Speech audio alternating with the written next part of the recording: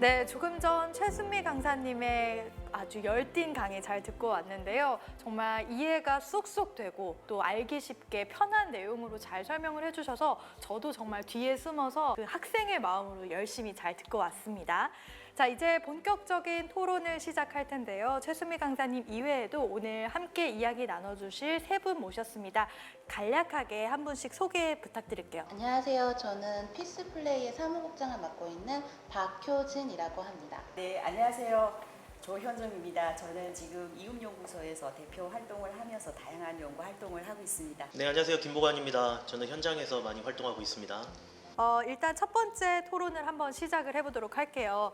오늘 참석해주신 패널분들께서는 자유롭고 좀 편하게 우리 함께 소통하는 마음으로 이야기해주시면 감사하겠습니다. 자, 첫 번째 토론을 한번 시작을 해볼게요. MZ세대는 통일을 어떻게 생각을 하고 있을까요? 사실 저희가 지금 MZ세대라고 자꾸 얘기를 하고 있지만 이렇게 구분 짓는 것 자체가 불편할 거예요. MZ세대 자체는 M하고 Z를 묶어놓는 것도 싫을 거고, 그리고 기성세대가 구분 짓기를 위해서 MZ세대라는 말을 만들어 놓은 것도 싫을 거예요. 통일 문제를 옮겨오면은 사실 MZ세대라고 해서 다 똑같은 생각을 가진 게 아니거든요. 조금 더 관심이 떨어질 수도 있고, 뭐 기성세대에 비해서 역사로부터 멀기 때문에 좀 덜 알고 있기 때문에 또 그런 부분들도 있겠지만, 사실 MZ세대 역시도 10명이 있으면 10명이 다 다른 생각을 할 겁니다. 각자 처한 상황에 따라서, 혹은 각자 겪었던 것에 따라서. 예를 들어 뭐 조부모님이 이산가족이다, 그럼 좀 더 와닿겠죠.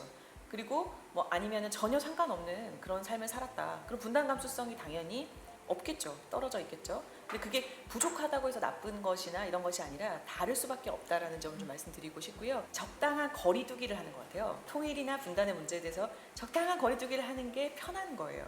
이미 너무나 피로감이 쌓여 있기 때문에 좀 감정적으로 거리를 두는 것이 아닌가, 저는 그렇게 좀 보고 있습니다. 저는 지금 MZ 세대들이 사실은 통일이라고 할 때 이게 굉장히 지금 현실적으로 와닿지 않는 문제라고 생각을 하고 있습니다. 그래서 어쩌면 허상에 불과한 이야기다, 통일의 당위성이라는 것이.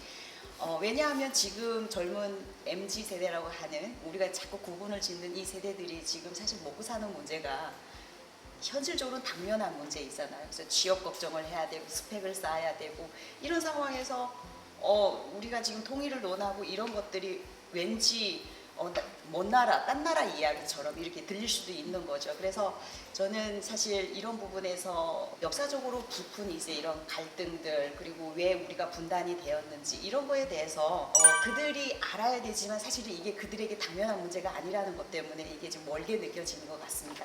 저는 생각하는 게 이 MZ세대는 일반적으로 그 통일에 대해서 관심이 없을 것이다라는 이야기들을 많이 하잖아요.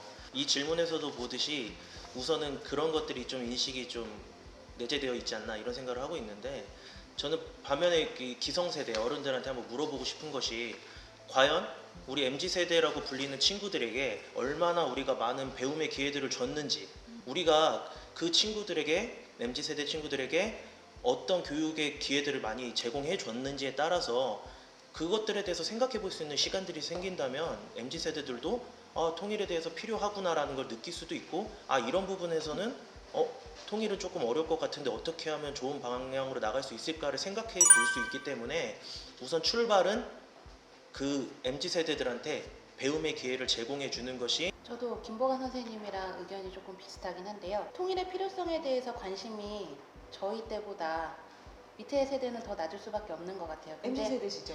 MZ 세대는 저는 뒤가 아니라 앞쪽에 붙어 있는 세대라.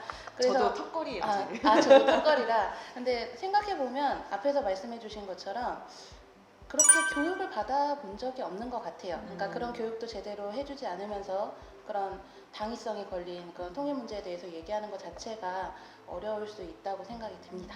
네, 이렇게 각각의 선생님들께서 MZ세대가 통일을 어떻게 생각하고 있는지 설명을 해주신 것 같아요. 아무래도 조금 역지사지의 마음으로 MZ세대를 조금 이해하는 그런 발걸음이 좀 중요하지 않을까 생각을 해봅니다. 그럼 두 번째 토론 주제로 한번 넘어가 볼게요. 통일 의식조사는 MZ세대의 통일관을 반영했다, 혹은 안 했다. 어떻게 생각하시나요? 부족하다면 현실적으로 어떤 좀 거리가 있을까요? 저는 사실 그 통일 의식 조사가 MZ세대 통일관을 저는 일부는 반영하고 있다고 봅니다. 그런데 중요한 거는 뭐냐면 이런 부족한 부분이 뭐냐라고 했을 때 그 표본을 선택하는 문제, 그리고 설문 문항의 적합도 문제, 사실 이런 것들에 따라서 결과가 달라질 수도 있다고 보는 게, 연구를 계속 하는 입장에서는 이 부분에 집중을 할 수밖에 없는 것 같습니다. 그리고 뭐 앞에서도 좀 전에 질문에서도 나왔지만 이런 것들이 교육을 통해서 내재되어 있는 것이 없다면 당연히 이런 결과들은 이렇게밖에 나올 수 없다라고 저는 보고 있습니다. 궁금한 게 여기서 그냥 편하게 네. 여쭤보고 싶은 게 있는데, 설문조사 많이 해보셨잖아요. 대부분 설문조사 답변 문항이 어떻게 돼 있는지 아시나요? 그럼요. 뭐 매우 그렇다, 네, 그렇다, 네. 예. 보통이다. 1점부터 5점, 뭐 매우 네, 그렇다. 예. 제가 생각할 때는 그 통일 인식 조사도 마찬가지로 그 10년 전이나 지금이나 별로 달라진 건 없다는 생각이 좀 있습니다.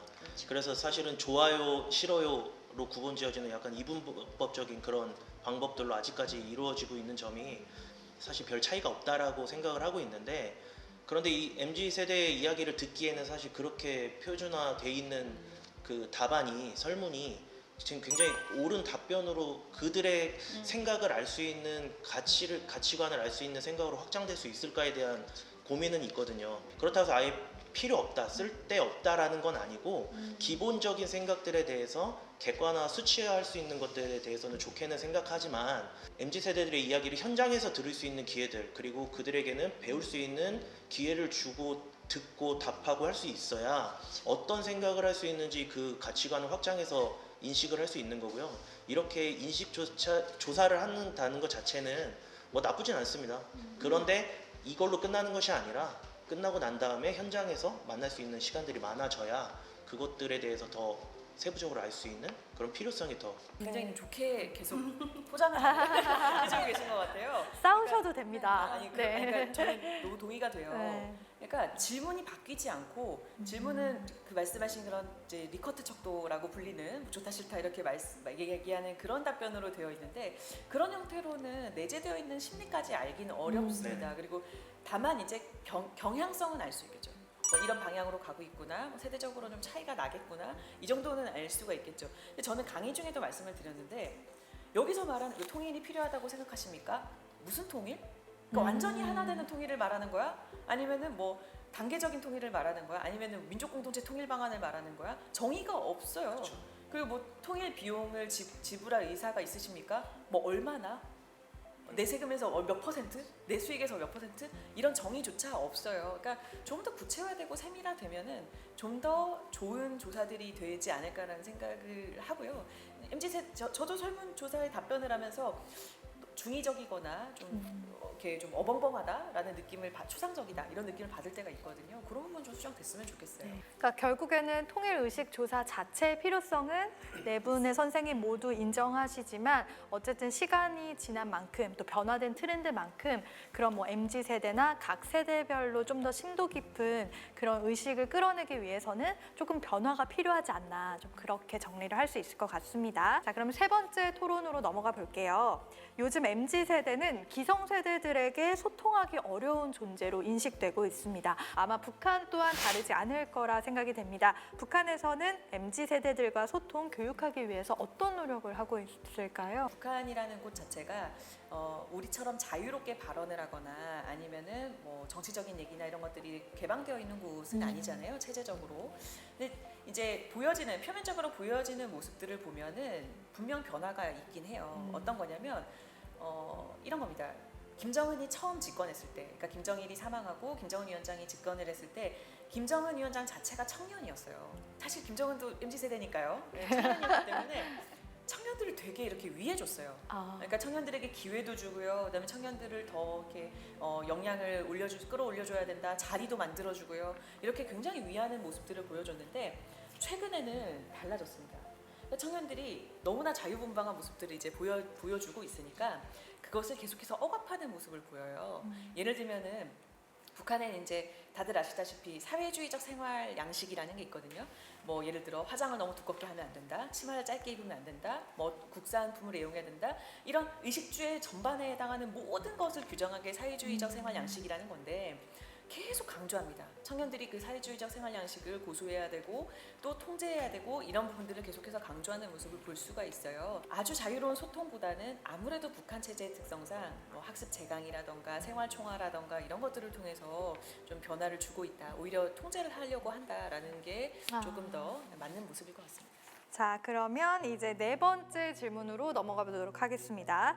현재 진행되는 통일 교육이 MZ세대에 적합하다고 생각하시는지 혹은 적합하지 않다면 그 이유도 함께 설명 부탁드릴게요. 사실 요즘 MZ 세대들의 생각을 우리가 일반화하는 건 굉장히 큰 오류라고 생각을 하는데 그럼에도 불구하고 지금 대학교에서 학생들이 그 같이 공부를 하는 친구 중에 예를 들어 대학생 탈북 대학생이 있다라고 했을 때 한국에 탈북민이 3만 명 이상이 와 있지만 실제로 내 옆에 없으면은 피부로 와닿지 와닿지가 않죠. 않잖아요. 그런데 어느 날 갑자기 우리 반에 우리 동기 중에 이제 탈북 대학생이 있어요. 그런데 수업 시간에 뭔가를 북한에 대해서 발표를 합니다.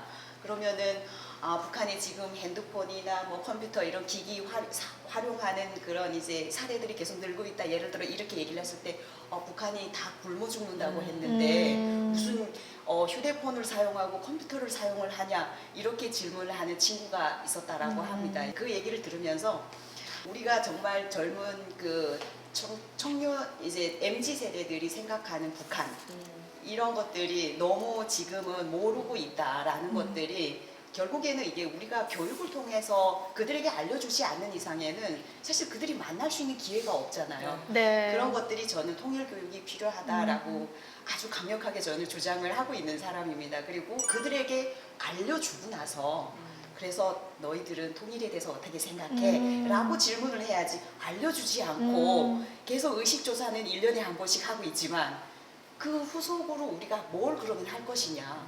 조사 결과 이렇게 나왔어요. 그런데 그 조사 결과에 따라서 그러면 어떻게 할 것인가에 대한 대안이 없는 네. 거죠.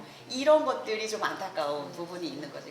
통일 교육, 평화 통일 교육이나 통일 교육, 잘했다 잘못했다. 저는 이 교육 자체가 존재하는 한 배울 수 있는 기회를 줬기 때문에 이거는 굉장히 좋은 거라고 보고 있어요. 그런데 이제 저는 다만 여기에서는 지금 콘텐츠가 굉장히 많잖아요. 이게 사람들이 이야기할 때는 콘텐츠 문제다 이런 이야기들을 많이 하고 있는데 제가 생각할 때는 이미 콘텐츠나 이런 부분에서는 오래전부터도 많이 개발이 되었고 사실은 지금 굉장히 크게 많이 변화돼서 새로운 거를 내놓은 것 같지만 사실 조금 변화돼서 반복되고 있는 것들도 굉장히 많거든요. 그 굉장히 양질의 그 콘텐츠들은 굉장히 많은 상황인데 저는 이런 것 같습니다. 아까 처음에 말씀드린 것처럼 많은 시간 배울 수 있는 기회를 줘야 되면서 한편으로는 그 강의 나가는 분들의 그런 뭐 교수님이든 아니면 일반 강사분이든 아니면 학교 선생님이든 어른들이든 이야기하는 분들의 그런 역량이 마음가짐이 굉장히 중요하다는 생각을 하고 있어요. 컨텐츠보다는 그분들이 나갔을 때 우리 지금 이게 수능에 반영되었다면 문제에 나온다면 굉장히 열심히 하겠죠. 그렇죠. 그래서 반영을 하자고 하죠. 굉장히 중요한 문제임에도 반영은 안 됐는데 그거는 차치하고라도 봤을 때 저희가 만날 수 있는 시간이 거의 없어요.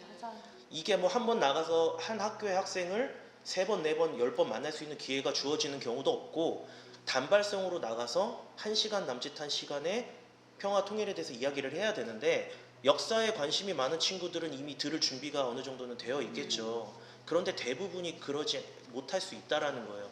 이제 관심이 있는 친구들도 있어요. 근데 그 관심 있는 친구들에서도 현실적인 문제랑 같이 합쳐서 같이 받을 수 있는 교육이나 아니면 그 관심 있는 친구들이 참여할 수 있는 공간이 지금 적다는 거. 그래서 그런 부분들이 많아지면 조금 더 관심이 좀 올라가지 않을까라는 네. 생각이 듭니다. 그러니까 콘텐츠 많아요. 근데 지금 질문으로 조금 다시 돌아가면은 MZ 세대에 대한 접근법이 좋은가에 대한 좀 질문도 되는 것 같아요. 근데 뭐 메타버스니 뭐 유튜브니 뭐 사실 유행하는 접근법들이 많죠. 근데 유행한다고 해서 반드시 옳은 것인가? 라는 고민을 적어도 교육이라는 분야에서는 해야 되거든요.